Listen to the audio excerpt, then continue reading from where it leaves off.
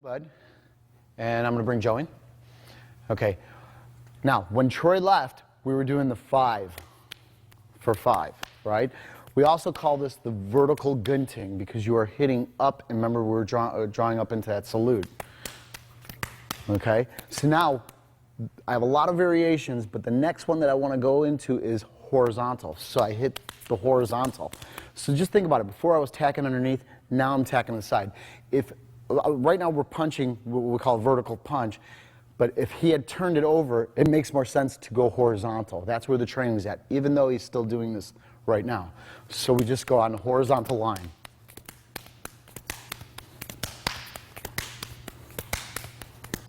All right, so slowly. Again, I parry, I hit on the horizontal line. This hand will trap the arm, and I punch back. That's it. So we just go horizontal. Important points. I know it looks the same, but if his arm is turned or if it's straight, it's going to make a big difference. If he punches and if it's a vertical fist, sometimes it's better to come under and get that tricep. Sometimes he'll come out this way, the tricep's here. This might work still, but maybe this might behoove me, all right? So you don't know where it's going to be or why you're going to do it. Everything is just feeling. There it just is. There are times where you will just have to attack another line. Maybe it isn't getting the results you need. So this might be what I need to do at that moment in time. So I want you to think of that horizontal gunting, okay? All right, so the next one, now we'll just flow. And then when I feel it, I'm gonna go into the split gunting. So really slow, Joe. That goes to the split. So right through the flow, I let that arm drift down, I get the hit, and I come back up. For training, I'm just slapping it. For fight, I will hit it, okay? So Joe can do the same to me. I'll let him have some revenge. He gets that hit. That's it. Go on. That's it. So I just right there, and then I come back. So this is what we call the split gunting. So slowly, I go right there. Now think about it. If I had a knife in this hand, that slashes the bicep. This is where that comes from. I get the bicep and then I come back up. I don't have a knife, so they replace it with the knuckle and they hit it, okay? You gotta remember, if I do nothing, I just keep going. This is just a fragment of the fight. We are just training just the most minute part of what a fight might be. I wouldn't look at Joe and say, you wanna fight? Come on. That's not what this is about. This is about just training that one little moment. Maybe my hand's here and now I keep going.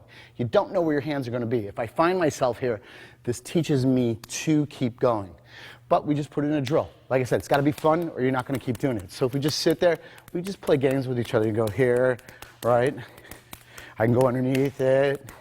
I can come out, right? There it is. So I go back to the 5. You don't know. You got to mix it up to start to have fun with this. Otherwise, you're not going to do it. So just play around with this, and I guarantee that you'll start to develop that reaction to where you'll be able to, you see the punch come out, you're just going to go in, okay? All right, so we did the split. Now we're going to go to the next variation. All right, so number 3 in this series, we're on our 3rd series, I'm going to hammer the bicep. Okay, so what I do is I just go here and I hit it and I continue. Okay, so I move it like that. So I want you to think, again, if I had a knife, I am stabbing the bicep and then I hit the face. So you're gonna do it, Joe? He goes right there and then he comes to the face. So I go whip right there.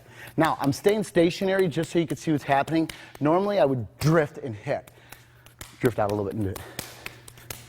See right there, it gives him a good line, got a good solid shot. I'll get him back for that. Okay, so, and then I just go. Okay, that's it. That's to hammer the bicep. Now I'm going to explain it really slow. After, remember that salute? If I take the angle, I cup it. So they call it hammer anvil. And I just mouse it, and then I go back in at him. Okay, now go and do it. That's it, and then go. Now, another variation that I've been taught. When I take the angle, some people, they pinch. See, they want to solidify this. Other than it being flaccid, you want to make it as locked out and hard. And then when you get the hit, it mouses the nerve a lot better.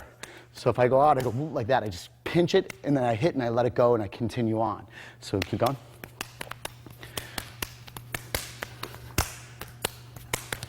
Good. That's it. Okay, so that's hammering the bicep. The last one I want to leave you with is the cup. The cup, remember catch or catch? This is the catch I want to do now. This is long range. So if we're at 5, I just start to just catch it.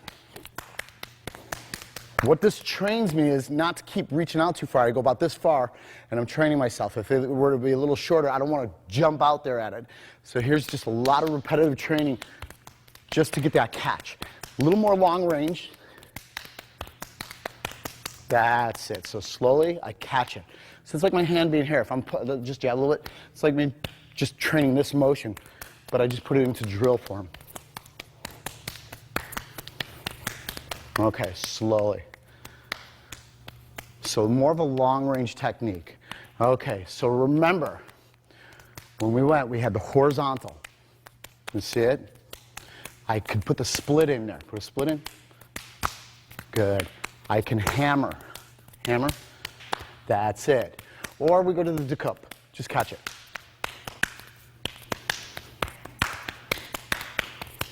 That's it. Okay, train those. Come back. I got more.